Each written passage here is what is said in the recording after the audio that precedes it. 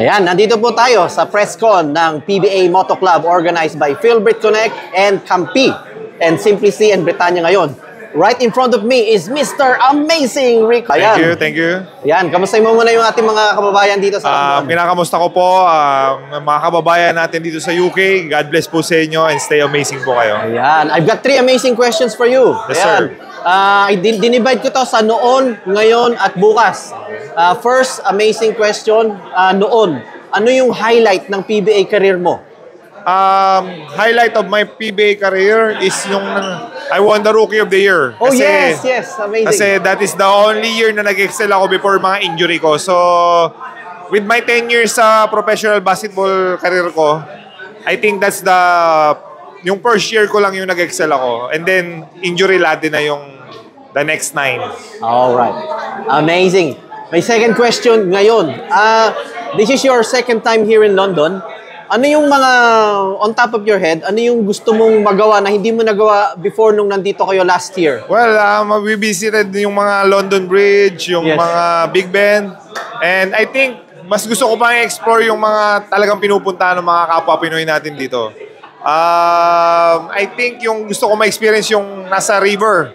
Okay. Hindi ko pa na-experience yun. So hopefully ma-experience ko one of these days. Wow, amazing. And last question. If bukas, may magsabi sa'yo, okay, I give you the power to be like, somebody in the basketball in the Philippines. Ano yung gusto mong makita na pagbabago? Ano yung gusto mong baguhin sa Philippine basketball? Well, I think sa Philippine basketball natin, right? So, Philippine basketball, I think we're doing good.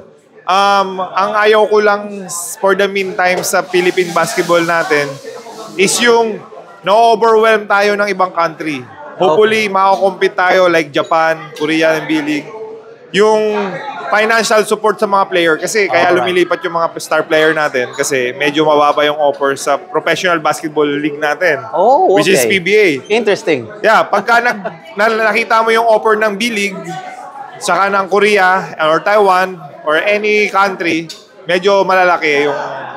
So dapat tumbasan na natin sa Philippine basketball natin para hindi na sila umalis. Exactly. And finally, imbitahin natin sila sa June 1, sa Sundays. Oh yes, we have a game sa June 1. So babawi ang PBA Moto Club dahil again, nung first visit namin dito, natsambahan kami. And we'll do our best. Hopefully, we can finish the game victorious. Alright. Makikita ba namin si Rico ulit na dadakdak na gagawin para Spider-Man? Yes. I will do my best to do the slam dunk trademark para ma-enjoy ng mga amazing natin na manonood. May kasamang sapatos ba yun? Pwede. Pag natanggal yung shoes ko, why not, right? Okay. Maraming salamat again, Thank you, sir. Rico Meyerhofer, Team Amazing. Ayan.